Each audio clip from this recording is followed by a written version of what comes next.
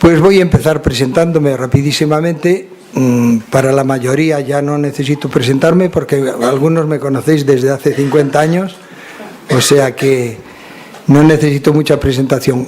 Por si alguien no me conoce, pues le diré que me dediqué, que soy maestro de escuela, que es lo que me va, y que me dediqué toda la vida a educar niños de los que llamaban difíciles. Y bueno, que como dediqué 50 años a eso, o soy muy tonto o algo he aprendido, y es lo que llevo dentro y lo que espero transmitir. Sin embargo, el libro que presento hoy no parece que vaya de eso, porque tiene un título como muy del ámbito de la política. Se titula Manifiesto personal contra el sistema. Y yo voy a hablar hoy, es el libro que voy a presentar. Primero se trata de un manifiesto. Yo, y sin tapujos, voy a manifestar lo que yo pienso de ciertas cosas, quiero haceros partícipes de ellas y quiero que las discutamos después, porque si estamos equivocados, pues es bueno que nos pongan en vereda, ¿no? Entonces, durante media hora, máximo 3/4 de hora, yo voy a explicar unas cuantas ideas sueltas. No voy a contar el libro, que para eso ahí lo tenéis para leerlo, pero sí voy a dar una serie de ideas sueltas que van dentro del libro para que después nos dé pie a que durante otros 3/4 de hora podamos debatirlo y que podamos aterrizar y ahondar en ello, ¿eh? Bien, entonces es una manifestación personal, un manifiesto. Y le he puesto el adjetivo de personal porque me parece fundamental. Esto no lo voy a explicar porque a medida que vayamos entrando en el tema veréis que todo esto es tremendamente personal y que además yo soy de los que pienso que las soluciones de los problemas personales solo pueden venir por procedimientos personales. Entonces es un manifiesto desde mi persona, lo que yo pienso. Y respecto al sistema. Entonces, ¿qué pasa, Enrique? Manifiesto contra el sistema. Entonces, ¿tú eres un antisistema? Hombre, pues claro. Evidente, es que tendría que estar muy malito para no serlo. Sí, pero a lo mejor de los que estamos aquí no todos somos antisistema. Y por eso es bueno que un día nos contemos cosas amigablemente como lo vamos a hacer ahora. Porque seguramente tengo muchísimas cosas que podéis corregir y seguramente tengo algunas cosas que os pueda sugerir. Entonces yo hoy voy a explicaros por qué escribí un libro que se llama Manifiesto personal contra el sistema. Mirar, un sistema es como un barco. Los barcos no saben a dónde van, saben a dónde los llevan los que lo pilotan. Los sistemas son cosas. Vaya por delante que yo pienso que las personas son más importantes que las cosas. Hoy esto es muy discutible. Poquísima gente se lo cree lo que acabo de afirmar. Sin embargo, yo pienso que las personas y las cosas son dos realidades tremendamente diferentes. Para mí, las personas son mucho más importantes que las cosas y un sistema es una cosa. Es como un barco. El barco no sabe a dónde va a donde lo lleven. Pero cuando digo esto del sistema, lo digo lo mismo de la ciencia, que también es una aglomeración de cosas. La ciencia nos puede llevar al paraíso y nos puede llevar al infierno. Lo mismo que la técnica nos puede hacer mejor la vida y nos puede torturar, porque también hay técnicas de tortura. Quiero decir entonces que para mí lo personal es mucho más importante que las cosas. Y el sistema es una cosa, por eso traigo a cuestión, vamos a discutir sobre el sistema. ¿En qué sistema estamos sumergidos? Yo creo que si digo que en una democracia habrá quien lo discuta, si digo que en una dictadura habrá quien no esté de acuerdo, si digo que Pero si digo que estamos sumergidos en un sistema financiero, no creo que haya nadie que se atreva a dudarlo. Hoy estamos inmersos en un sistema financiero. Y lo específico del sistema financiero es desear sacarle rentabilidad a todo. Las finanzas, a lo que aspiran, las finanzas que son cosas dinámicas, pero cosas, a lo que aspiran es a que todo sea rentable, a que todo sea productivo, a que todo se transforme en capital. Entonces, estamos en un sistema que desapercibidamente nos ha ido convenciendo de lo importantísimo y fundamental que es el dinero, de lo importantísimo que... Y hasta ahí yo puedo comprenderlo, porque todos sabemos lo beneficioso que es. Ya si decimos el mundo financiero hoy se parece bastante a Las Vegas. Es un sistema muy azaroso. Y además tan azaroso que tampoco tiene nadie muy claro a qué reglas se somete y a dónde va y de dónde viene, ¿no? Bien, entonces con esto estoy diciendo que estamos sometidos a un sistema financiero que aspira a que todo sea rentable y hay realidades que jamás fueron rentables. Hay infinitas cosas en la vida que jamás fueron rentables, por naturaleza no son rentables. En principio, por ejemplo, cuando yo era niño, se pensaba que no había menos rentable que un pobre, un mendigo, pero ¿qué rentabilidad se le podía sacar? ¿Qué se le podía sacar al que nada tenía? Bueno, pues hay que reconocerlo. El sistema financiero en el que estamos inmersos es tan absolutamente deslumbrante, tan seductor, tan genial, tan creativo, tan original. Todos los calificativos positivos que busquen, no se los encuentro suficientes, como para haber logrado que la miseria sea tremendamente rentable, tremendamente productiva. Pocas cosas producen hoy tanto dinero como la miseria. Pocas cosas.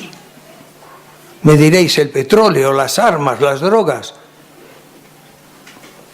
Cierto, pero tanto como una más entre ellas, hoy es la miseria.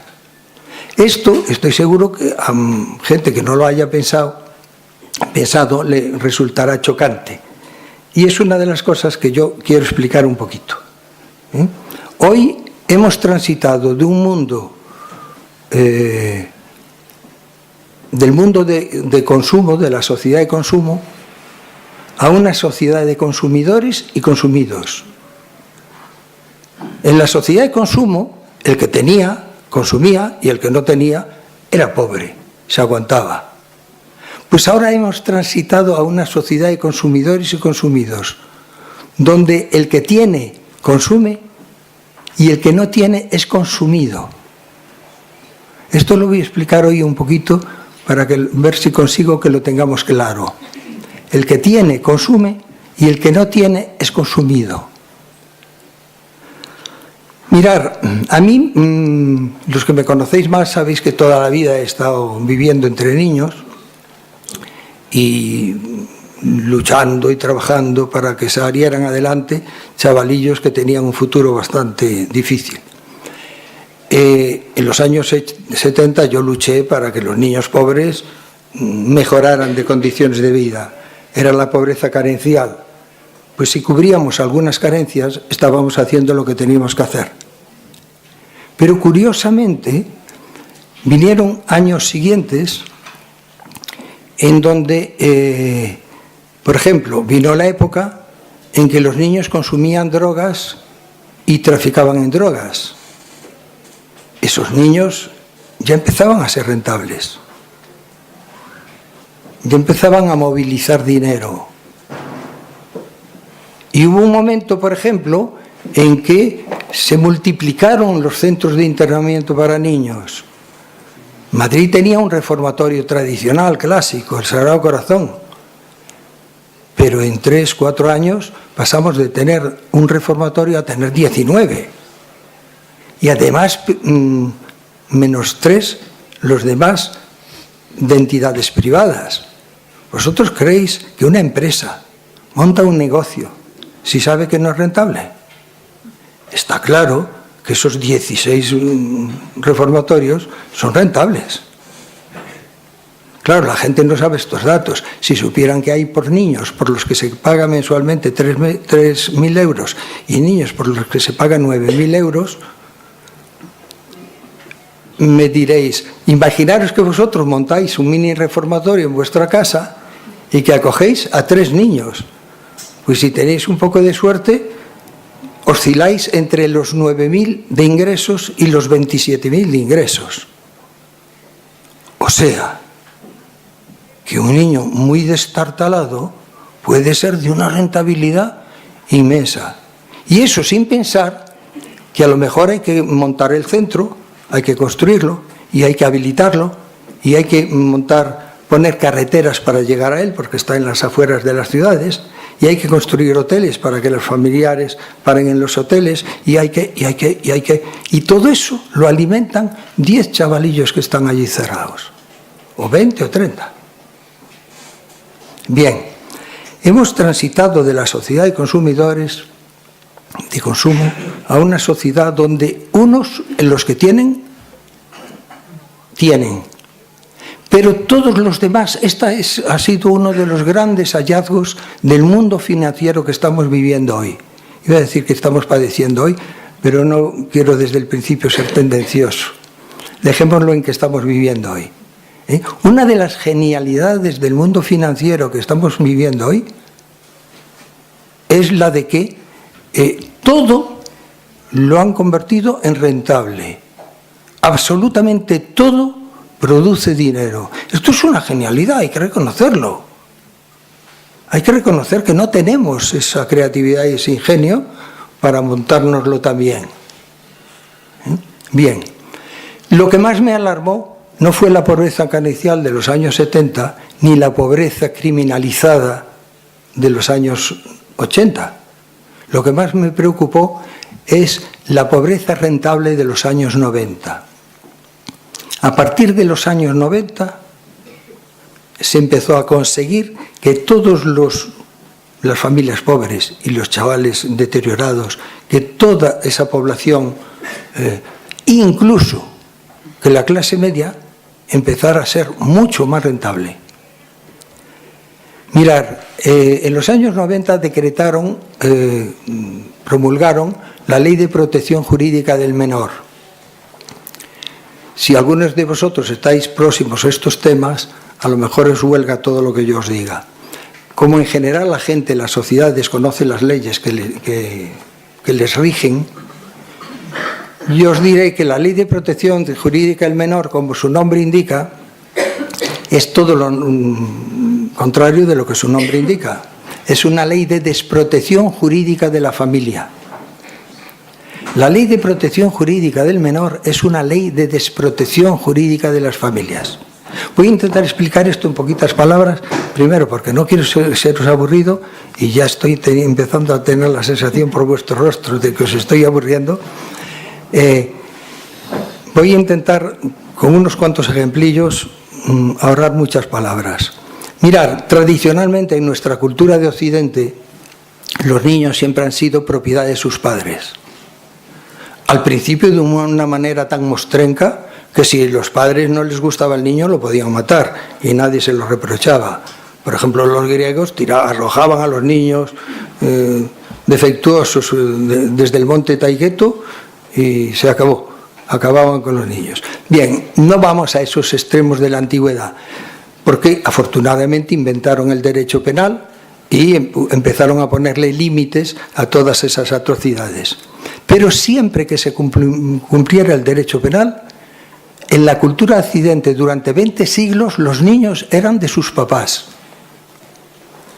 Durante 20 siglos. A comienzos del siglo XX, en Rusia estalló la revolución bolchevique y dijeron, no es justo esto de que los niños sean de los papás. es mucho más razonable que sean del Estado. Porque si son de los papás, los que nacen de familia rica, nacen ricos. Pero los que nacen de familia miserable, nacen miserables. Y es muy difícil nacer miserable y salir de la miseria. No, los niños tienen que ser todos iguales. Los niños son del Estado. Y a partir de ese momento se dividió el orbe en dos bloques. Los que pensaban, como habíamos pensado siempre, que los niños son de sus papás, y los que pensaban, según el bloque bolchevique, de que los niños eran del Estado. De ahí surgió, por ejemplo, el debate que todavía sigue hoy ahí en las aulas sobre la escuela pública, la escuela privada. Los papás mandan los niños donde el Estado manda o lo mandan donde ellos quieren, etcétera, etcétera. No vamos a detenernos en estas cosas que conocéis igual que yo. Lo cierto es que había dos bloques, los que pensaban que los niños son de sus papás y los que pensaban que los niños eran del Estado.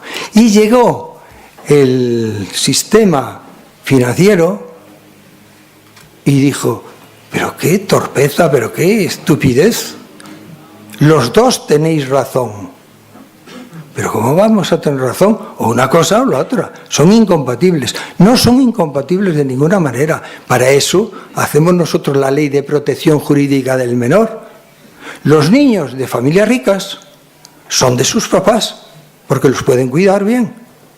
Y los niños de familias pobres o de clase media o de vidas dudosas, no sabemos si los pueden cuidar bien. Esos son del Estado. Entonces hoy un niño que nace, hay niños que nacen de sus papás y hay niños que nacen potencialmente del Estado. Esto, que aparentemente, puesto en palabras jurídicas, no parece que tenga mayor trascendencia, significa que antes los papás eran los propietarios de los niños y ahora ciertos papás son propietarios de sus niños si el Estado está de acuerdo. Y el solo hecho del potencial, ¿y si el Estado no está de acuerdo?, desvaloriza absolutamente la figura del papá, que durante 20 siglos tuvo la significación de propietario indiscutible. No entro ahora en si debía ser indiscutible o no. Estoy describiendo la ley de protección jurídica del menor. La ley de protección jurídica del menor dice, mira, como nunca es indiscutible, los niños son del Estado. O sea, en el sistema financiero que estamos viviendo, tiene un ramalazo de estatalismo bolchevique increíble. Los niños son del Estado. Lo que ocurre es que los ricos sabemos que pueden cuidarlos bien. Y ahí les viene un ramalazo libertario. Esos niños son de sus papás. Y el resto de los niños, potencialmente, teóricamente, son de los papás. Pero en realidad lo son si estamos de acuerdo. Cuando se promulgó esta ley, el Estado español expropió decenas de miles de niños. Decenas de miles de niños. Y para eso tuvo que crear ONGs y tuvo que crear instituciones y tuvo que crear empresas privadas y públicas y tuvo que crear negocios fabulosos. Mirar, lo más terrible, y paso ya adelanto para no quedarme ahí parado, lo más terrible de la ley de protección jurídica del menor es que los niños saben que sus papás son sus papás, pero depende.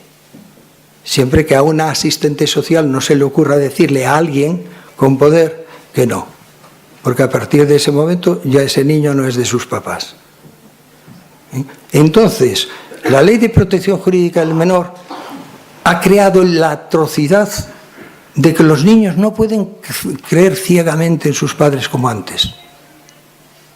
Porque hay una entidad por encima que decide cuándo son y cuándo no son de sus papás. Antes los niños nacían sabiendo que para bien o para mal su familia es lo que tenían para el resto de su vida. Y ahora los niños nacen sabiendo que su familia es una entidad que si le dejan Y además le dejan bastante poco en bastantes terrenos, porque por motivos laborales los papás muy a duras penas pueden dar hoy una buena crianza. Con lo cual, todos los papás potencialmente están en riesgo de ser papás inadecuados o insuficientes. Por lo cual los niños pobres y los niños de clase media han pasado a ser niños del Estado.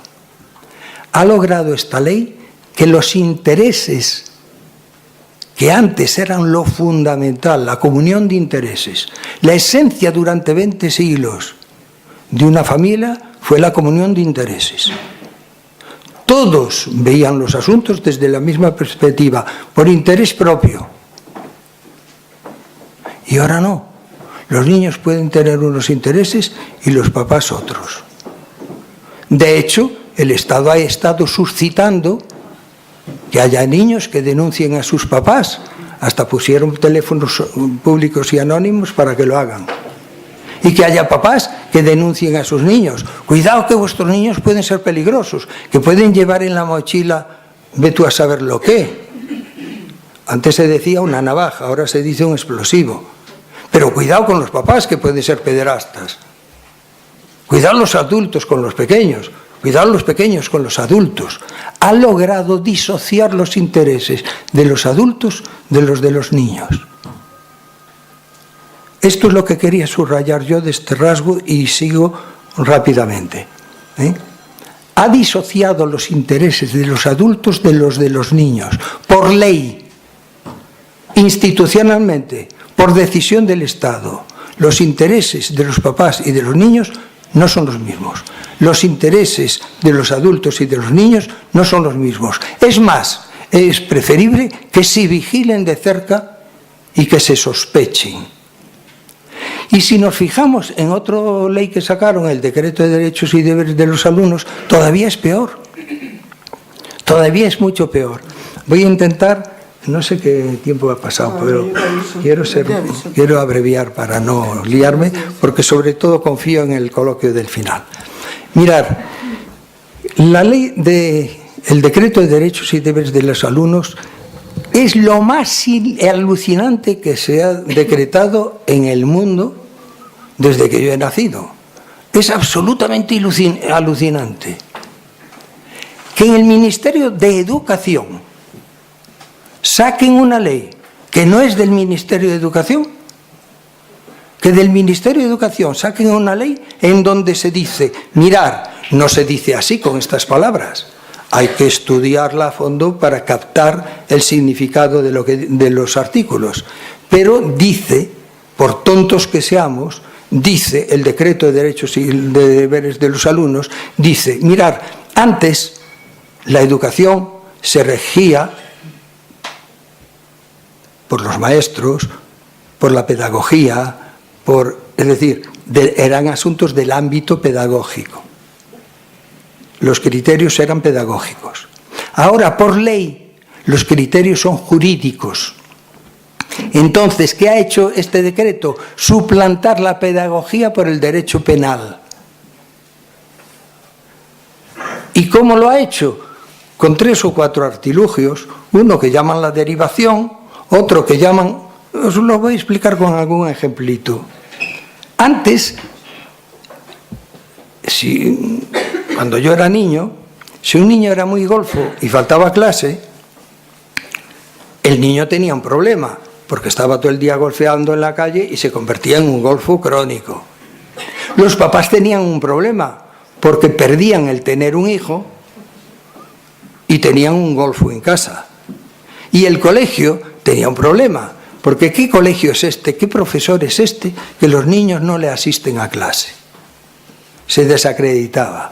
Es decir, cuando había un problema, el problema era del niño, el problema era de los papás y el problema era del maestro. Y si lo resolvían era bueno para todos. Y si no lo resolvía, todos pagaban el pato. Fíjate aquí Y si no lo resolvían, todos pagaban el pato. ¿Me explico? Pues el decreto que es genial, como todas las cosas que hace el mundo de las finanzas, el decreto que es genial, dice, no, mira, si Tú eres maestro de este colegio. Si el niño te falta 2 o 3 días, oye, intenta resolverlo, porque es tu problema. Pero si el niño pasan 3 días y no asiste a clase,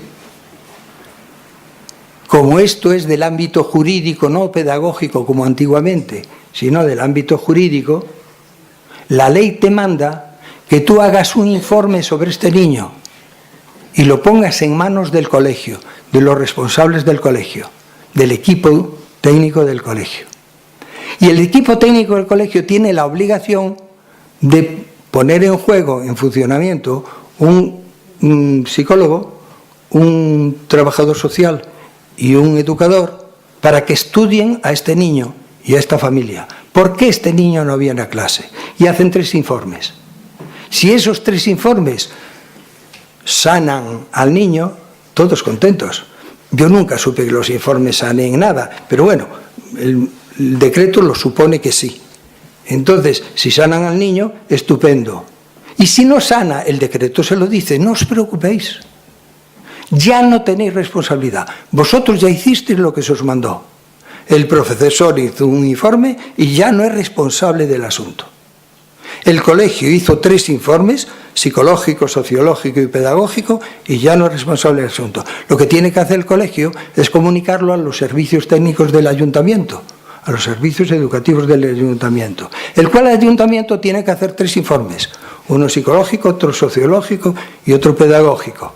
Y cuando los ha hecho, a lo mejor son informes mágicos y logran lo que el maestro no logró.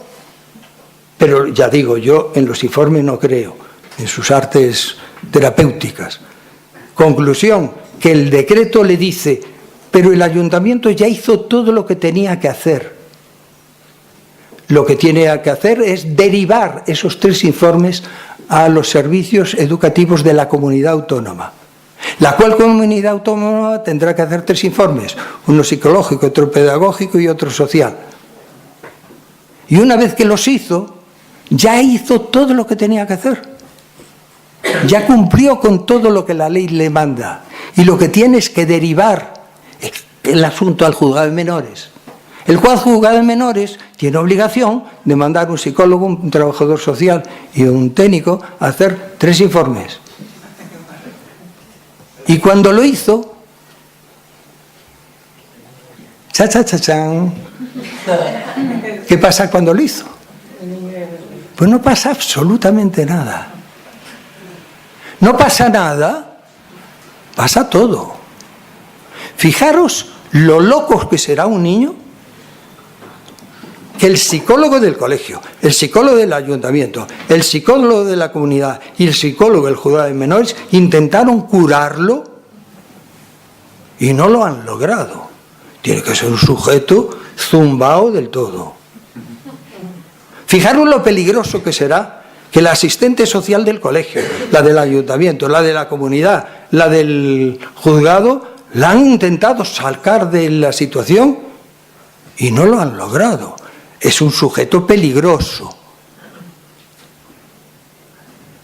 Conclusión, este decreto consigue 2 efectos maravillosos.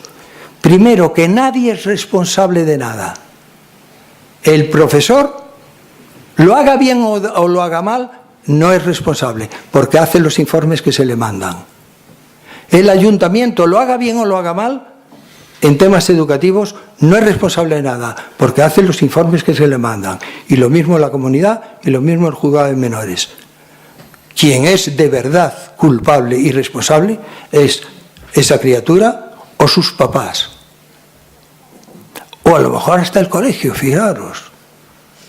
Entran en sospecha, por supuesto, el niño, que es el movilizador de este conflicto.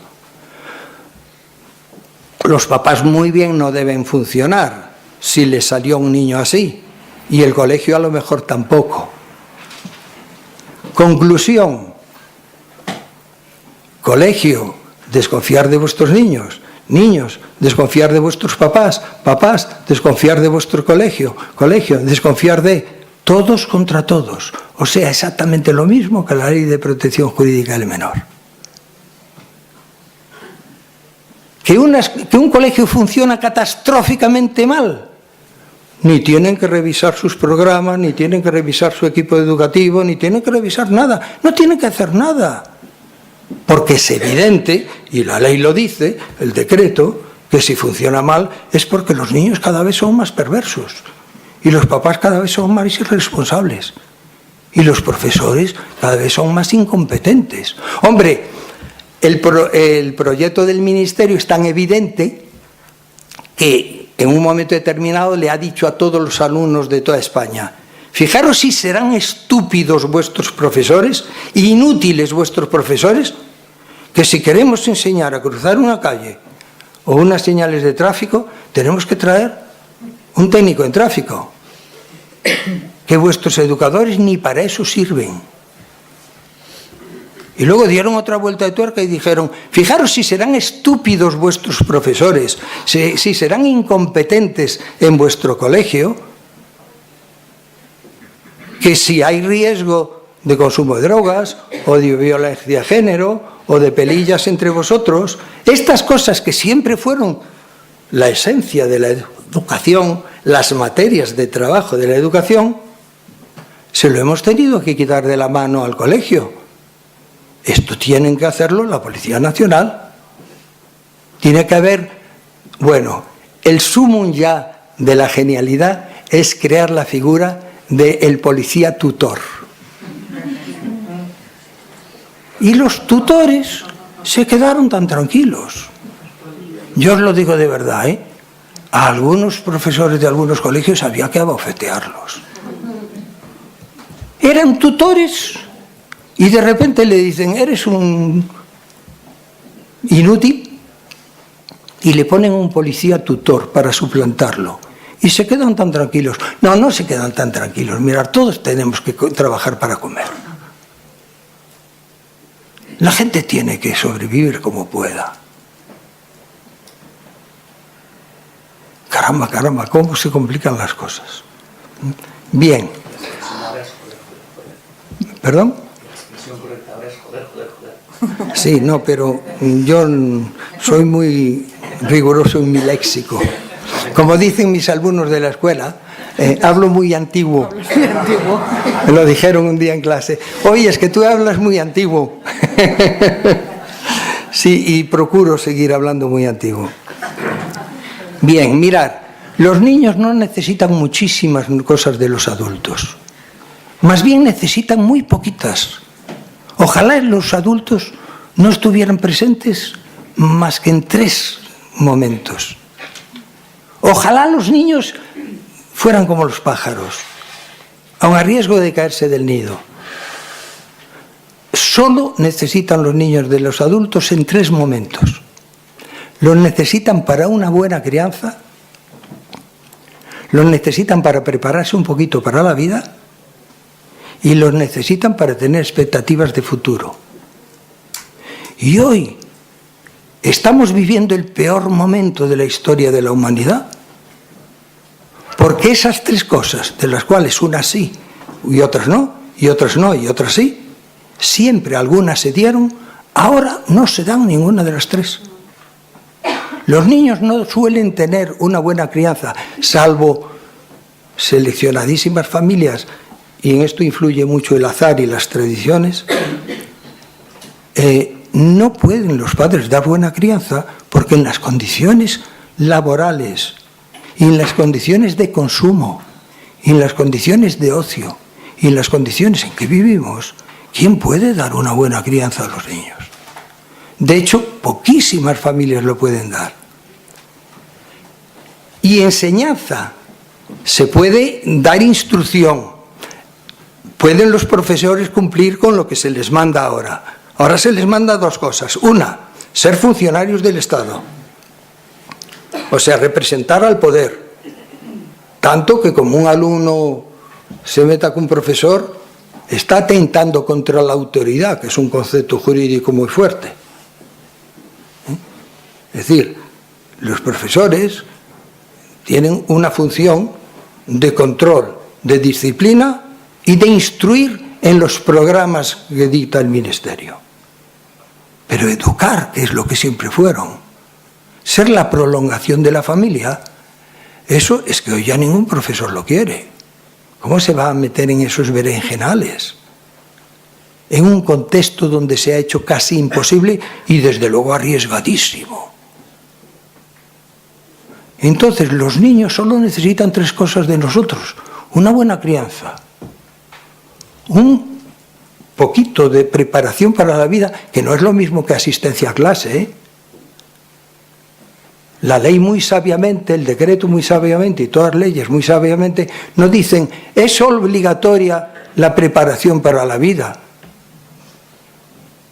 No dicen es obligatoria la asistencia a clase. Y mirar por dónde es bastante distinto. Yo recuerdo en años en que tenía muchos chavalillos de 15 años y estaban haciendo un aprendizaje, uno de vendedor de libros, otro de cartero, otro de no sé qué, porque estaban buscándose la vida. Ahora se lo prohíben. Bueno, acaban de anunciarnos que se lo van a prohibir hasta los 18. Cuanto más tarde, mejor. Hay menos parados. Bien, no se les da crianza, no se les da preparación para la vida. ¿Y expectativas de futuro? ¿Quién tiene expectativas de futuro? Si nuestros ingenieros se van a Inglaterra a servir copas en los bares, ¿quién tiene expectativas de futuro? Si hay 4 o 5 millones de parados, ¿quién tiene expectativas de futuro? Dicho de otra manera, el sistema es un sistema que niega absolutamente las necesidades humanas. Las ha sustituido por derechos y declaraciones. Mirad, los niños no tienen derecho al agua. Mentira cuando se dice esas cosas en la prensa. Los niños tienen mucho más que derecho al agua. Tienen necesidad de agua. Y la necesidad de agua solo se satisface con agua, no con derechos. Cada día nos dan más derechos y cada día nos quitan más el agua. Bueno, pues yo ¿cómo voy a estar de acuerdo con un sistema así de encanallado? No puedo estar de acuerdo con un sistema así de enloquecido y así de encanallado.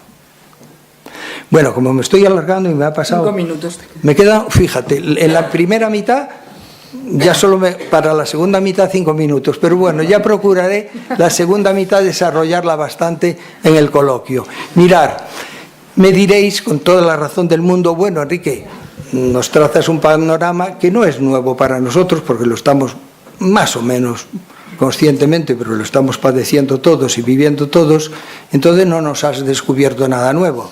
Lo que sí sería maravilloso y te agradeceríamos es que nos dijeras ¿y qué hacemos? Sé que eso es lo que desearíais que... Bueno, mi respuesta es pequeñita, pero la tengo. Así de chiquitina, pero la tengo. Si la tuviera grande os la daba. Como la tengo chiquitina, os doy la chiquitina que tengo. Mirar, mi respuesta chiquitina es, tenemos lo único fundamental. Está en nuestra mano lo único fundamental. Y todo lo demás funciona en función de esto que está en nuestra mano. Cada vez está menos en nuestra mano. Pero todavía está bastante en nuestra mano. Mirad, procedemos de una cultura milenaria, de 2000 años de cultura.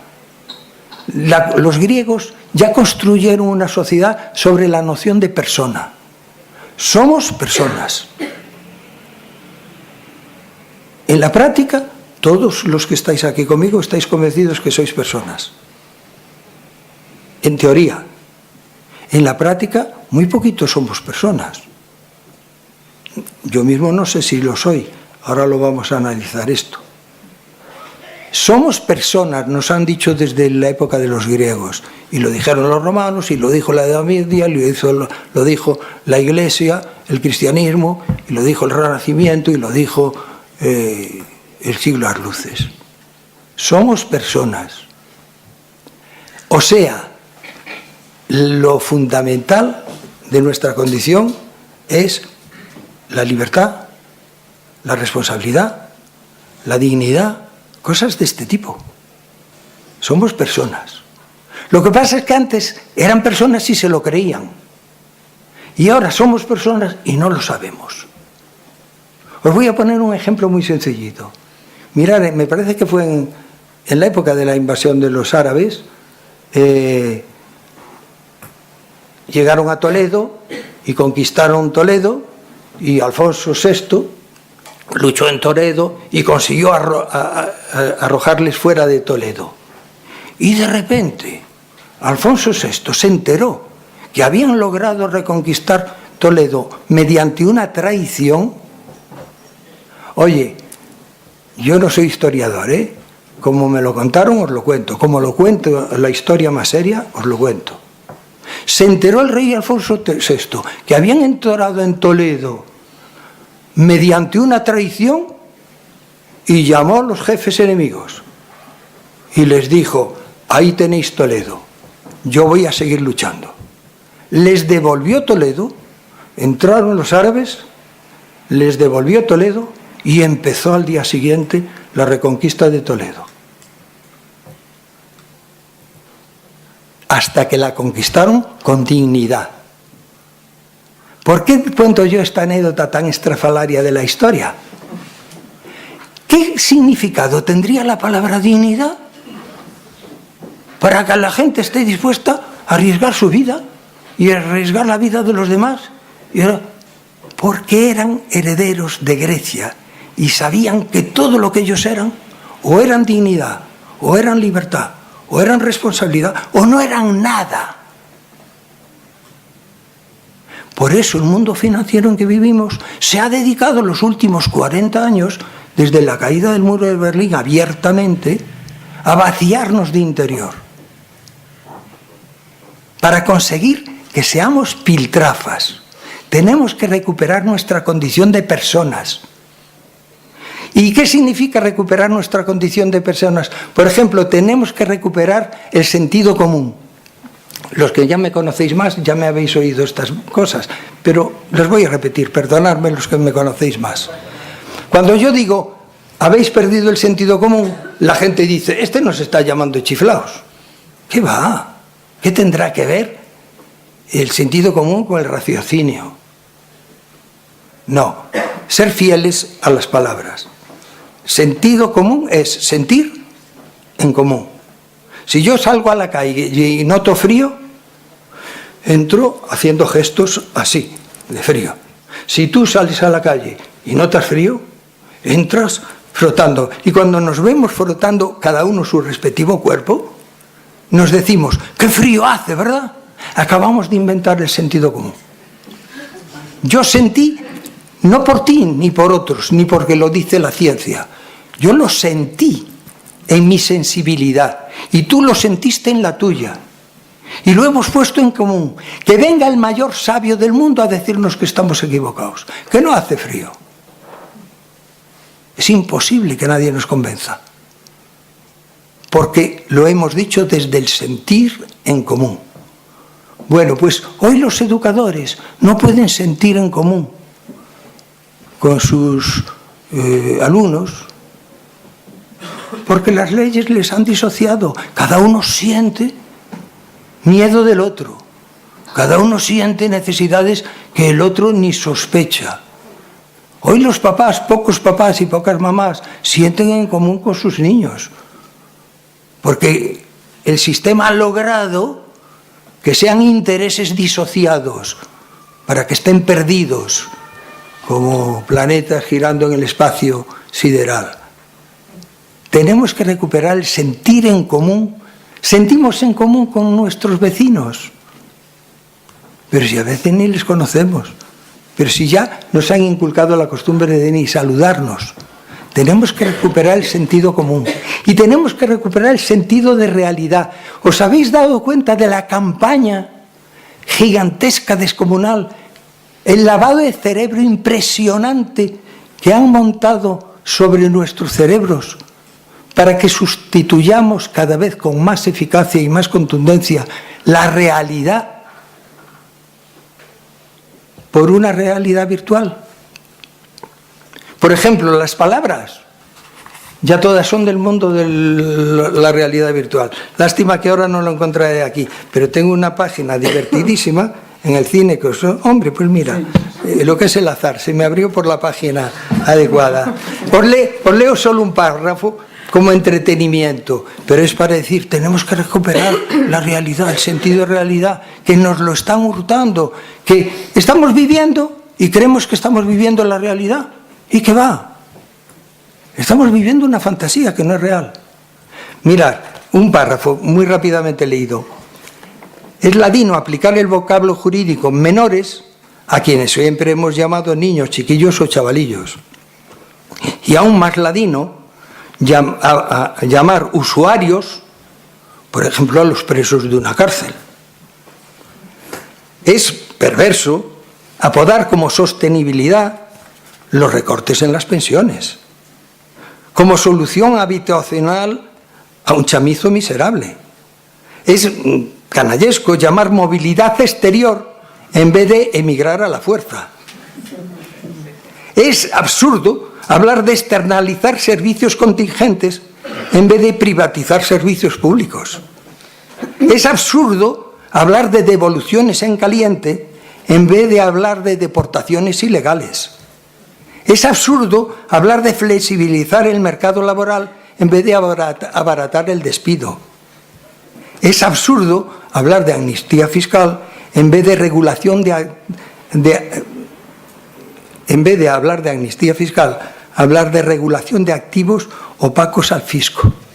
Bueno, quiero decir, y bueno, lo habréis leído estos días en el periódico, hoy, ayer, de esas gafas que nos van a permitir vivir ya en el mundo virtual. Y como simple anécdota, yo hoy iba a venir aquí, no sabía si aquí se disponía de este libro, no sabía si traer libros o no, y entonces, media hora antes de venir, necesité llamar a este espacio para preguntarle, oye, ¿tenéis libros suficientes? Si no, llevo yo. Y no pude, porque me perdí en una amalgama. Bueno, Zulín, que estaba conmigo, se reirá. Nos perdimos en una amalgama de teléfonos y subteléfonos y contestadores y de condiciones y de almohadillas y de... Algo tan sencillo como decir, ring, ring, oiga, ¿es ahí la guerra? Bueno, voy terminando porque supongo que el tiempo se me ha terminado. Mirad, tenemos que recuperar, restaurar la condición de personas. Tenemos que restaurar nuestra autonomía, nuestra capacidad de decisión. Tenemos que recuperar el sentido común, el sentido de realidad. Tenemos que restaurar la conciencia. Fijaros, desde el siglo a las luces nos inculcaron unos criterios muy peligrosos. Nos dijeron que ya no las religiones, ahora tenía que ser la razón. La razón. Pero es que resulta que la razón, frente a la sin razón, ¿quién gana? El más fuerte. Para que no gane la sin razón, la razón tiene que imponerse prevaliendo en el mundo de la razón. Para que la razón supere o controle a la sin razón, tiene que prevaler. Y prevaler es la esencia del poder. ¿Me explico? No. Pues luego pasamos al coloquio y lo discutimos. La razón y la sin razón son dos medios enfrentados, dos posibilidades, dos maneras de ver la realidad enfrentadas. La razón y la sin razón. Por ejemplo, hoy tenemos clarísimo, ¿qué bestialidad hicieron los nazis? La razón. Y los nazis decían, tenemos la razón. No fue con la razón que se les hizo cambiar de opinión. Hubo que hacerlo con bombas, prevaliendo por la fuerza. Y hoy nos está pasando lo mismo. Nosotros decimos, sería razonable que el mundo financiero pensara en todos, pero el mundo financiero es como el mundo bolchevique, como el mundo nazi. Es una razón que se autoafirma. ¿Quién tenemos el poder de convencerles de que no? Por eso, en la lucha de la razón y la sin razón, siempre prevalece la fuerza. Nos guste o no nos guste. Entonces estoy siendo partidario de fuerza. Todo lo contrario. Porque la razón tiene que ser morigerada por el corazón, por la conciencia. La razón sola es un peligro. La razón dominada por el corazón es muy útil. La razón sola es un peligro. Bueno, estoy ocupándoos todo vuestro tiempo y no hay cosa más desvergonzada que el que uno que, aprovechando que tiene el micrófono delante y todo esto, se tome el lujo de dejar a los demás sin tiempo. No, ya veis que he dicho una serie de cosas, afortunadamente muy discutibles, porque yo os ofrezco mi verdad, no os ofrezco la verdad, que no la conozco. Y como aquí somos muchas verdades, pues venga, animaros a hacer reproches, a hacer preguntas, a hacer sugerencias, a poner ejemplos, a lo que se os ocurra. Me encantará que entre todos hagamos aterrizar este discurso tan teórico y lo apliquemos a nuestras vidas. Ahora cuando hablabas de los eufemismos con que nos van vaciando hasta del lenguaje, estaba recordando que no hay más que ver uno de nuestros telediarios en donde todo es virtual y todo, desde la financiación, que antes era usura, ahora se denomina financiación, o simplemente pues todos esos que has ido citando tú, los misiles MX ahora son pacificadores, el campo de batalla es un teatro de operaciones, de todo nos van vaciando hasta el punto de que los ricos sean cada vez más ricos y los pobres cada vez más pobres. Nosotros decimos que es el impacto asimétrico de la crisis y nos quedamos tan a gusto. Oye, perdón, un segundito. Alguien que esté cerca de la puerta, si pudiera pedir una botellita de agua, yo lo agradecería infinito, porque de hablar se me ha secado la... Sí, por eso, que no tengo copa, pero no tengo agua. Agua virtual. Estoy además de encantado de escucharte, pero aterrorizado. O sea, yo estoy tremendamente temeroso del sistema, como tú dices. Y el otro día un ejemplo de los primeros bombardeos de Siria hacen que suba la bolsa. Digo, esto es una sin razón. Esto es una sin razón. De todas formas, está muy bien montado. O sea, está bien montado, porque que ocurra esto, ¿no? Cuando hay, pues eso, las personas que no contamos ni cuentan ni nada, pero lloran, y la gente que está brindando porque es que sube la bolsa. Pero verá, Jesús, dices una frase y a mí me parece una frase muy peligrosa, y la explico, y además me permite sugerir un montón de cosas que son importantes y que no he dicho, ¿no? Mira, tú dices, los que no contamos, llevamos 40, 50 años sometidos a un lavado de cerebro en el que nos han ido inculcando desapercibidamente, mediante todos los medios de comunicación, nos han ido inculcando vivencias de impotencia. O sea, el mundo nos desborda por todas partes. Bueno, pues mirar, yo creo que, por eso mi amigo Enrique suele decir que lo contrario a la fe no es el ateísmo, lo contrario a la fe es el miedo, la impotencia. Lo contrario a la fe es la impotencia. Y lo más positivo de la fe es sentirte, ir descubriendo de qué eres capaz. Me vais a permitir lo siguiente, poner un ejemplito, y me voy a poner yo, en este caso, que no hay pedantería mayor que hablar de uno mismo, pero yo lo voy a hacer. ¿Yo puedo transformar el mundo? Evidentemente no. ¿Yo tengo el poder que tiene Osama o que tiene Putin o que tiene...? Evidentemente no. Afortunadamente para mí no lo tengo. Tampoco creo que ellos lo tengan.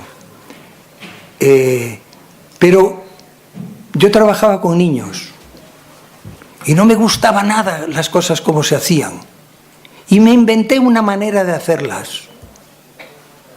Y ayer estuve en Logroño y me encontré un grupito que había descubierto otra manera de hacerlas, porque se lo contamos desde aquí, y lo están haciendo mucho mejor que nosotros. Y yo conozco gente que está haciendo las cosas como nosotros, algunos de aquí nos hemos inventado. Lo están haciendo en Murcia, lo están haciendo en Valencia, lo están haciendo en Zaragoza, lo están haciendo en Logroño, lo están haciendo en Burgos, lo están haciendo en Asturias. Es decir, yo no puedo transformar el mundo, pero yo sí puedo, con los niños, tener un trato antitético al que me han exigido. Que por eso me han quitado todas las subvenciones, cierto. Que por eso me han sometido al más absoluto anonimato, cierto. Pero ¿qué me importa a mí las subvenciones y qué me importa a mí el nombre en los periódicos? De lo que me siento enormemente orgulloso es que voy a Murcia o voy a Logroño y me encuentro que hay gente que está feliz de haber encontrado maneras de hacer las cosas. Yo les enseñé unas y ya me enseñan ellos otras. Es decir, tenemos que recrear desde tu ubicación concreta un microtejido social. Es el siguiente paso a redescubrir el sentido común, el sentido de realidad y la conciencia. El siguiente paso es crear en torno a ti o en torno a un problema un microtejido social. Y desde ese microtejido social empezar a descubrir que eres trascendente. Yo el día que me dijeron que en Australia había bibliotecas con mi libro Cachorros de Nadie, nunca me lo pude creer. Sigo sin creérmelo. Porque el no poder tener acceso a comprobarlo y no creerlo da lo mismo. Sigo sin creérmelo. ¿Me explico? Es decir, no sé si mucho o poco, pero intento decir, este mundo no me gusta y yo me estoy inventando el mundo que me gusta.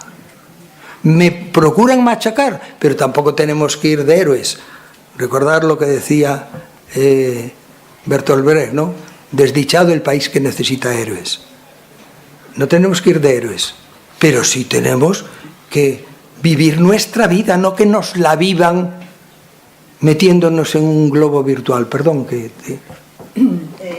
Bueno, como hay tanto joven aquí, yo quiero agradecer haberte conocido en nombre de muchas personas, porque nos estás siempre metiendo inquietudes y amor y sentido de por qué hacemos las cosas. Yo sí creo que el mundo lo vamos transformando poquito a poco en nuestro rincón, con nuestro quehacer diario, pero también es verdad que a veces nos sentimos solos y muy criticados. Entonces, está bonito reunirnos una tarde así y tener tus libros, tu referencia, y yo lo agradezco aquí.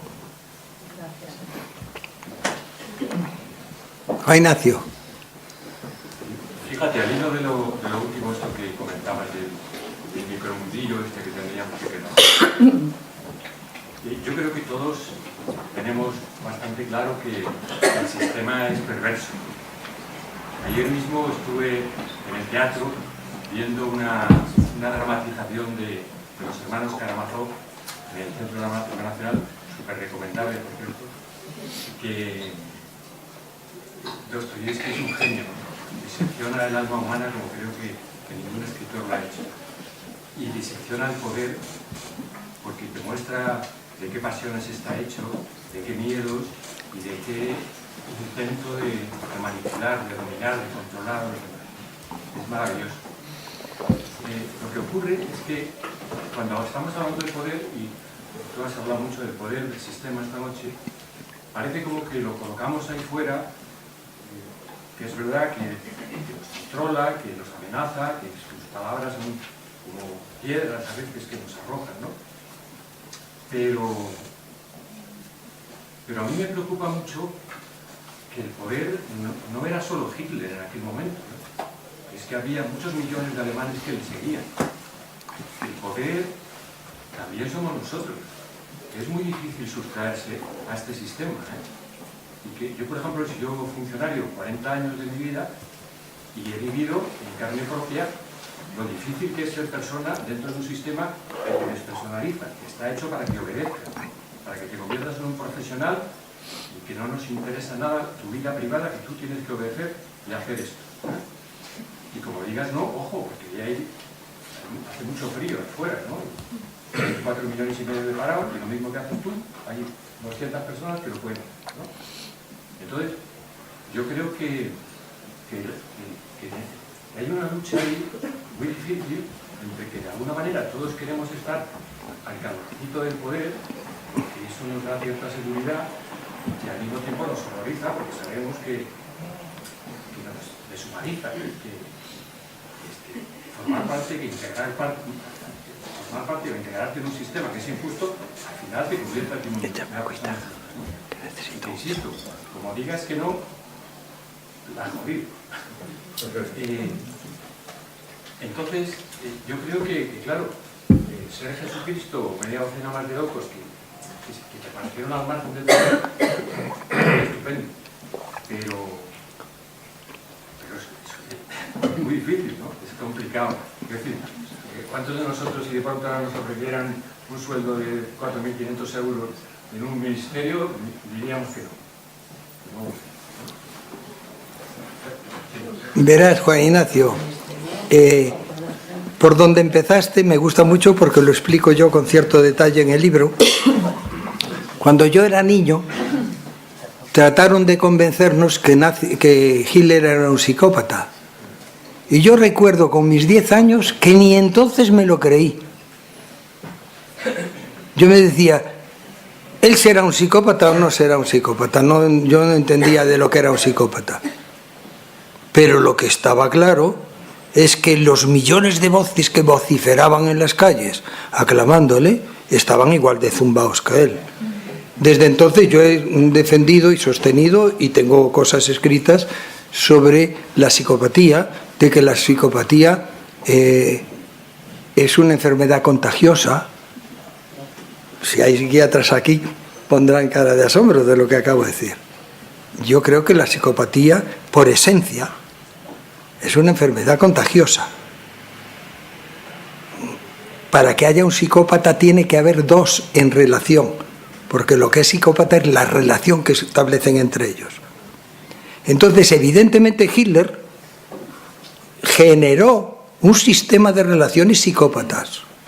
Como yo tengo clarísimo, mirar, hemos transitado de la sociedad de Hitler a esta, sobre todo por una razón, porque la ética ha sido sustituida por la estética. En la época de Hitler estaba bien visto ser bestia. Y en esta época todo tiene que ser lindo, suave y delicado. Pero habrá que hacer las mismas bestialidades, solo que con apariencias suaves. Yo estoy convencido que en este momento la dictadura financiera que padecemos es tan terrible como la de Hitler y tan psicópata como la de Hitler. De hecho, estoy viendo aniquilar a mi alrededor a millares y millares de personas, unos porque vienen de no sé dónde, los otros porque se ahogan en el atado, los otros porque no encuentran trabajo, estoy viendo aniquilar, estoy viendo una tercera guerra mundial ya desarrollándose sin que nadie se atreva a pronunciar la palabra. No sé si me explico. Entonces, claro, tú pones el dedo en el núcleo de la cuestión. No me voy a alargar, pero voy a subrayar que pusiste el dedo en el núcleo de la cuestión. Y por eso yo Todo lo que hoy quise explicar y lo que explica mi libro es exactamente eso. Olvidaros del sistema y olvidaros de derechas y de izquierdas y olvidaros y pensar en la persona que somos. Porque en la época de Hitler hubo gente que tuvo que elegir. Y unos se pusieron Hitler, y otros se tiraron al monte jugándose el tipo. Y hoy hay gente diciendo Hitler, y hay otros que nos hemos tirado al monte. También en formas estéticas. No sé si me explico. Pero hay que decidir, hay que elegir. La vida es elegir. Vivir es ir eligiendo la vida que quieres vivir. Hay quien la deja elegir, porque puestos al calorcito, pero mencionaste el calorcito del poder. A lo mejor hubo épocas en que el poder daba calorcito. Hoy da pánico, hoy da escalofríos. Hoy el poder es tan sádico, está tan degenerado, es tan antihumano. Toda esta gentuza que nos rodea, que representa el poder, están tan degenerados, están tan acabados, que dan frío. ¿Cómo que calorcito? Bueno, os devuelvo la palabra. Sí.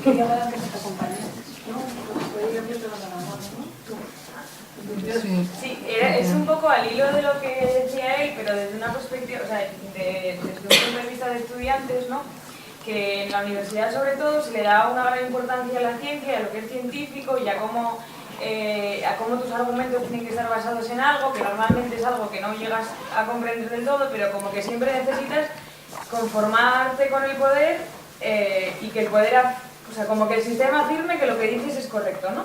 Y en el sentido de que en las clases no estudiamos, o sea, no aprendemos a pensar o a ser críticos, sino que aprendemos a reproducir lo que ya se ha dicho, encontrando a veces algunas nuevas preguntas y algunas respuestas, pero sin llegar nunca a cuestionarlo, y realmente porque no se nos da o sea, dentro de la universidad, a no ser que te lo pelees y suspendas 5 asignaturas y no te saques nunca la carrera, si quieres sacarte la carrera realmente, no se te da el espacio para, yo qué sé, para criticar a Huntington, por ejemplo, que es un señor horrible, ¿no? Entonces, lo que un poco al hilo de lo que decía el hombre, ¿qué podemos hacer? Y es más una pregunta a los jóvenes, creo, de la sala que a vosotros, en plan, ¿qué podemos hacer como estudiantes o como para intentar desde las ciencias sociales o desde nuestra propia persona conseguir cosas, pero saliendo de esa dicotomía de lo que es científico y de lo que no lo es? No sé si me he explicado. Y además te agradezco mucho como lo has planteado, porque has dicho, no os lo pregunto a vosotros, lo pregunto a los jóvenes. Venga, venga, jóvenes. Venga, venga. Yo quería, si no le vais a contestar, bueno, yo hace 25 años que participé en la escuela esta que tú tienes, y en todo este tiempo pues, he ido conociendo un montón de movimientos alternativos, pues la Amistad o terapias nuevas, un montón de gente que hace meditación, gente que hace teatro, gente que empieza a vivir en coaldeas, un resurgimiento del interés por lo femenino, de recuperación como por la energía femenina. Me han parecido muchísimas cosas positivas. Te escucho y caigo en la cuenta de la dureza que hay detrás de todo eso, porque en todo este tiempo he estado viendo también la dureza del sistema. Mi situación actual ahora es que yo ahora soy madre, tengo un hijo de 15 años y con todo lo que he vivido y todo lo que he aprendido de alternativas, de críticas, yo no sé qué alternativa darle a mi hijo. Esto es mi situación real, ¿no? No sé qué valores, no sé cómo puedo llegar a transmitirle los valores de crítica, de libertad, de creatividad. Me parece imposible, ¿no? O sea, tú has dicho muy bien antes, con esta situación que tenemos de ocio laboral, yo como madre pienso ¿qué le puedo dar, no? Y bueno, pues sí, has aceptado, ¿no? O sea, es muy difícil ser una buena madre en esta sociedad. Pero creo que hay muchas cosas positivas, aunque todo es muy duro, creo que hay muchísimas cosas positivas y tú las conoces, claro. Fíjate, estoy tan de acuerdo con que hay muchas cosas positivas que es que seamos realistas. Nosotros somos como la hierba. Por más que el caballo de Atila pise y pise y pise, seguimos reverdeciendo. O sea, unos tienen el poder y los otros tenemos ganas de vivir. Y seguimos reverdeciendo. Por eso es terrible que nos dominen con las vivencias de impotencia. Es el peor enemigo que podemos padecer, las vivencias de impotencia. Todos somos capaces de hacer maravillas. Lo que pasa es que unas veces por comodidad, otras veces por miedo, otras veces nos mutilamos nosotros a nosotros mismos. Pero podemos hacer virguerías. Y me dices, a veces no sé cómo hacer como mamá. Permíteme, como he sido mamá de 60 niños, permíteme que me dé el privilegio ese de recomendarte una cosa. Mira, tú saca lo mejor de ti mismo y dátelo a tus niños. Pero como 1000 veces estarás confusa, acércate a algún amigo, alguna amiga que sepas que tiene muchas cosas lindas dentro y ponlo en común. Y si creáis un grupillo de reflexión sobre eso, estáis inventando un mundo nuevo. Cuando yo me encontré por primera vez con chavalillos que me desbordaban por todas partes, porque yo era un pijo que venía de la universidad y ellos venían del arrabal y no tenían idea de por dónde empezar ni por dónde ir. Y me reunía con las poquitas personas que veía que tenían las mismas inquietudes que yo y hacíamos reuniones con el pretexto de irnos a cenar juntos. Por ejemplo, mira, aquí en primera fila hay personas que han estado 40 años yendo a cenar conmigo juntos. Somos el grupo de los martes. Y hay otros grupos que no están aquí, pero lo mismo. Yo con Luis San Juan llevo 30 años cenando juntos. Y allá al fondo está Juanjo y Ángel, que llevo otros 30 o 40 años cenando junto con ellos. ¿Será porque somos unos glotones? ¿Será porque somos como el de la tele, como el muñeco ese de...? No, es porque necesitábamos hacernos esas preguntas. Yo no sabía lo que hacer y me reunía con los amigos y le decía, oye, me ha pasado esto, ¿tú qué harías? Y me daban su opinión. Y otro día era otro amigo que, como había visto mi confianza, me decía, oye, me ha pasado esto, ¿tú qué harías? Y yo le daba mi opinión. Y de practicar eso, llegó a ocurrirnos, y nos ocurre siempre, que cuando le dices, oye, me ha pasado esto, ¿tú qué? Y ya no terminas la frase porque dices, ah, claro, ya sé lo que me vas a decir, porque ya me sale de dentro, ya lo sé yo. No sé si me explico. Tenemos que crear la capacidad de pensar en común, sentir en común, tener conciencia en común. Tenemos que inventar eso. Y frente a eso no hay poderes. Hitler cayó, Napoleón cayó, el bolchevismo cayó y el imperio financiero terrorífico, que probablemente sea el siguiente paso más terrorífico después de Hitler y del bolchevismo, va a caer. Tardará en caer o caerá rápido, dependiendo de que nosotros recreemos nuestra vida interior, que aprendamos a disfrutar del silencio, de la soledad, del poner en común, del contrastar, del reflexionar y del decir, mi vida me la mando yo. ¿Me explico? Precisamente hacerlo en común, porque es muy peligroso eso de solipandi, de mi vida yo. Precisamente por eso es muy importante en común. ¿Tú por qué crees de todas formas que el capitalismo, a pesar de no satisfacer necesidades, aunque hay una inflación de derechos, genera tanta complicidad por parte de los que lo padecemos? A ver si consigo entender la pregunta. ¿Me la podrías formular o de otra manera o de la misma, pero otra vez? Es que el sistema capitalista tiene una inflación de derechos, pero que no satisface necesidades. Es más, cuando se nombran derechos es porque hay carencias y no se cubren determinadas necesidades. Ha sido una perversión del discurso. Sin embargo, a pesar de no satisfacer necesidades básicas, sin embargo genera complicidad por parte de los dominados. Es como una servidumbre voluntaria. ¿Tú eso cómo lo lees? Fíjate, yo incluso tengo algún librillo, ya no recuerdo en cuál, pero uno de mis 13 libros, por ahí anda suelto, y hice una reflexión sobre la institucionalización. Yo en algunos de mis libros explico lo peligroso que es institucionalizar ciertas cosas que no es recomendable institucionalizarlas. Y lo explico de esta manera. Mira, cuando alguien crea una institución, cuando un colectivo crea una institución, la institución empieza a tomar vida propia y tener necesidades propias. Una institución es una cosa, la crean personas. La institución es una cosa muy dinámica, pero una cosa. La crean personas. Voy a poner un ejemplo que me pusieron a mí de muy jovencillo y que es muy sencillo de explicar. San Francisco, aquel personaje medieval tan lindo de películas dulces, San Francisco vivía en un mundo dominado por el dinero, el dinero, el dinero, y su familia era la más ricachona del pueblo. Y el San Francisco salió rarillo y estaba harto del dinero y de su familia. Y entonces se le ocurrió inventar el andar desnudos por el mundo.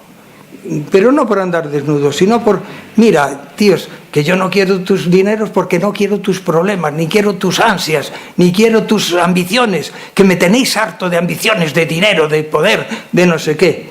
Y cogió y se fue al monte. Y como otros jóvenes, era un momento muy parecido a este. Otros jóvenes dijeron, ahí va, y se fueron con él. Y de repente dijeron, ¡ay, qué bien estamos! Vamos a vivir al margen de las necesidades, al margen del dinero, con lo imprescindible. Por eso empezaron a pensar tanto en la belleza del campo, y las flores, y los pájaros, y los alimentos, y lo que podían ellos conseguir por sus medios. Bien, pero hubo un momento terrible de ese grupo en que para adecuarlo a la sociedad en que vivían, tuvieron que institucionalizarlo. Y entonces San Francisco y aquellos franciscanitos crearon la Asociación Franciscana. Claro, desde el momento que crearon la Asociación Franciscana deseaba crecer, deseaba tener fincas, deseaba tener sitios, deseaba tener... Y entonces inventaron el administrador de la Asociación Franciscana. Y entonces se dio la paradoja de uno que dejó todo para ser pobre y le nombraron administrador. Esta es la contradicción esencial de cómo transita el mundo desde la vida espontánea y real a la vida institucional. Hoy hay una institución económica y financiera tan tremenda que incluso los que la gobiernan la sirven. Por eso tienen que estarse satisfaciendo siempre de maneras frenéticas y enloquecidas, con placeres aberrantes, para compensarse de que son esclavos de la maquinaria en que se han metido. Yo esto también aludo en este librito bastante a esto. Los dueños del mundo son los más esclavos del mundo financiero. Hombre, yo lo empecé a pensar esto cuando vi casos como el presidente del país más importante del mundo. El mundo financiero no está de acuerdo con él y le dice, o me obedeces o te arrodillas delante del mundo. Y hemos visto a Clinton arrodillándose delante de todo el mundo pidiendo perdón porque había tenido un desliz con una... Es decir, la institucionalización progresiva y la institucionalización capitalista es muy sofisticada y la financiera es 1000 veces más sofisticada. Es decir, se escapa del control de la gente y la gente termina totalmente sometida. Aparte de que yo creo que hay mucho de enfermedad psicológica hay mucho de enfermedad psicológica en el hecho de tenerlo todo y seguir necesitando más. Yo, en una cosita que acabo de escribir hace poco, porque estoy escribiendo un libro de cuentos, en uno de los cuentos digo, pero qué curioso, se han inventado la ley de protección jurídica del menor pobre, y todavía no se ha inventado la ley de protección jurídica del menor adinerado, porque va a salir a sus padres. A nadie se le ocurre que hay que corregirlo, que hay que enderezarlo, que se está desviando por el camino de sus padres. A ver cuándo inventan la ley de protección jurídica del menor adinerado, para que las asistentes sociales entren en esas casas y husmeen detrás de las riquezas a ver qué cosas esconden, que seguro que esconden muchas cosas, que seguro que podrían denunciar muchas cosas, muchos más que en las casas de los pobres. No sé si me explico. Bueno, me estoy alargando, pero es que no tengo una respuesta muy clara, me costó entender la pregunta, y te digo las cosas que me sugieres cuando me lo comentas. Vamos a ver, uy, qué bien, ya hay 3 palabras pedidas. Voy a intentar ser más breve. Si requieren respuesta, os prometo que voy a ser breve. Soy muy cortita. Soy muy cortita, bueno,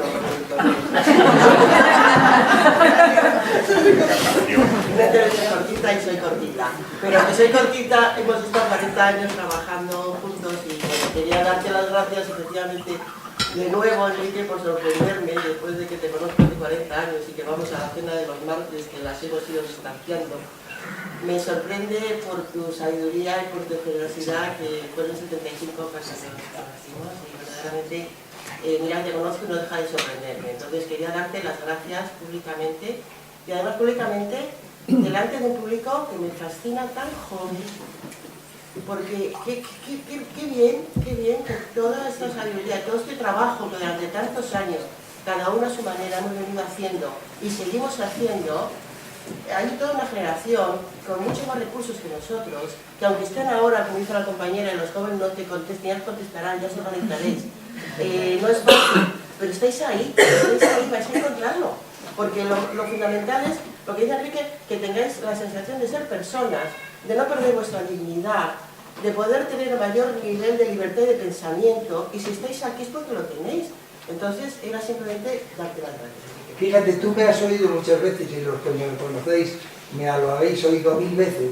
La gente piensa que yo los libros que escribo, los escribo porque, como tú acabas de sugerir, soy muy sabio y no sé qué. Nada menos cierto que esto. Todo lo que yo escribí en mis libros me lo enseñaron mis chavales. Niños.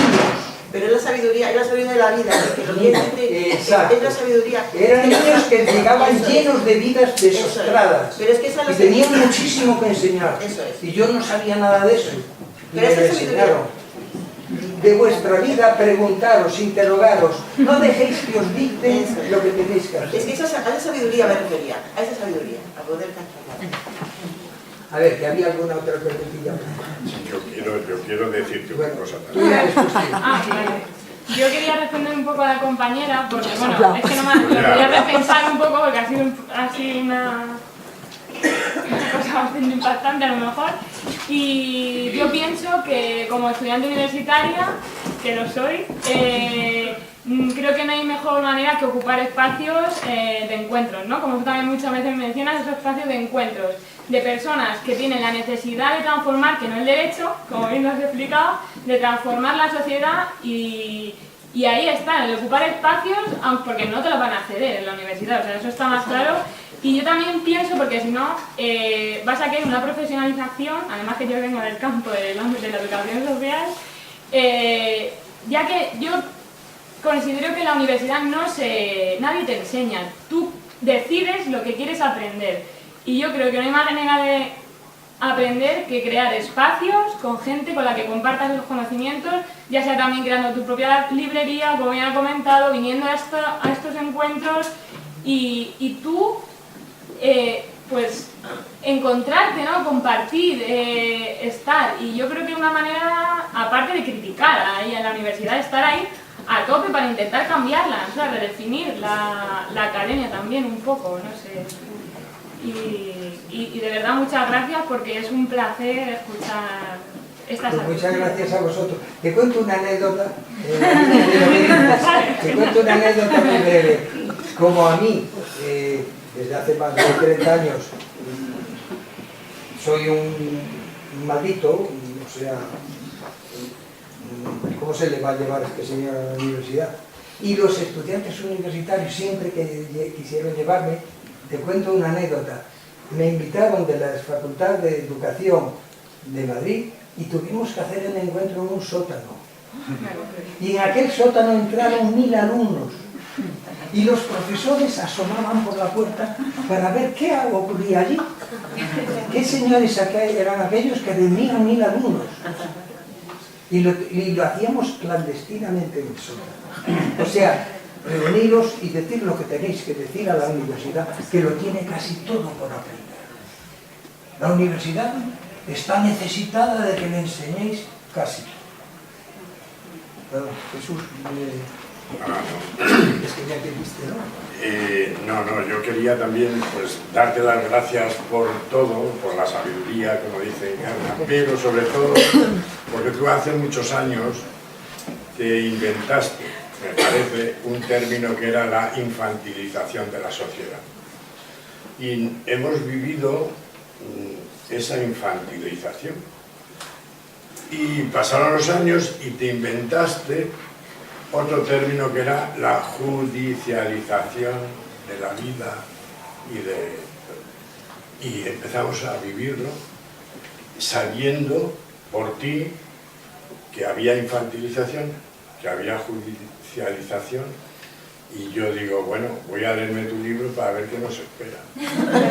Y hay burocratización, y hay tecnificación, y hay infinitas maneras de vaciarnos de nuestra condición de personas. Infinitas maneras de vaciarnos, que tenemos que descubrir y tenemos que desmontar desde nuestro interior y de nuestras agrupaciones de defensa.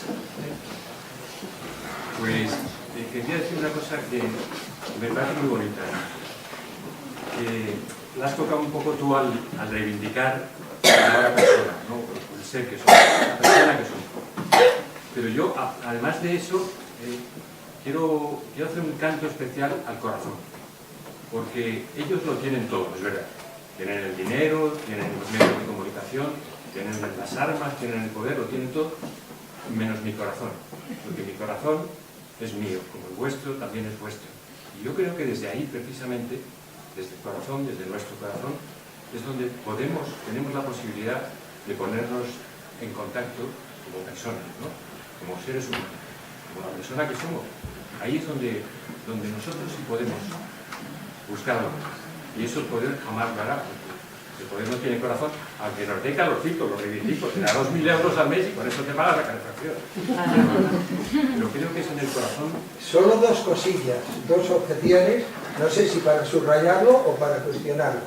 Solo dos pequeñas objeciones. Mirad, antes éramos dueños de nuestra cabeza, de nuestro pensamiento.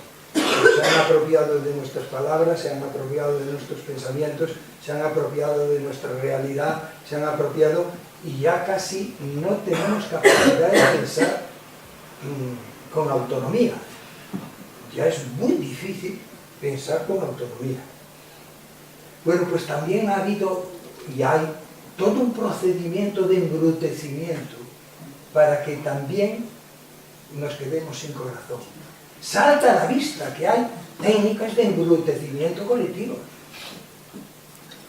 O sea, por ejemplo, la televisión muchísimas veces es un espectáculo de embrutecimiento, de degradación. Por eso yo antes dije que voy a intentar cuidarme el lenguaje, porque no tenemos que dejarnos embrutecer.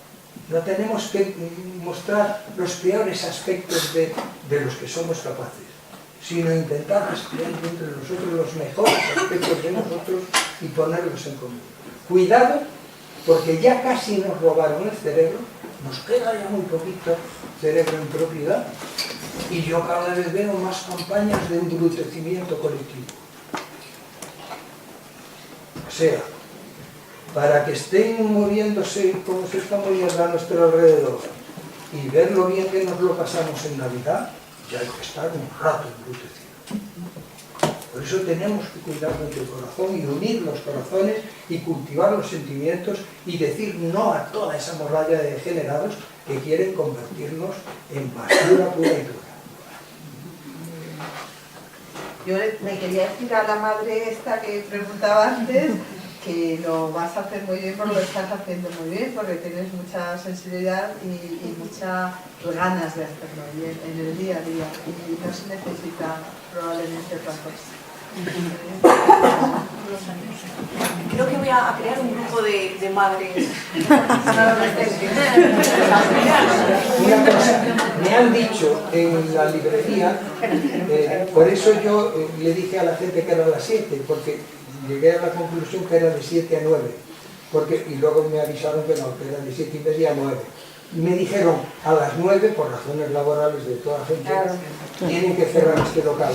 Son las 9, yo os pediría que nos pidamos disculpas colectivas, pero nos vamos.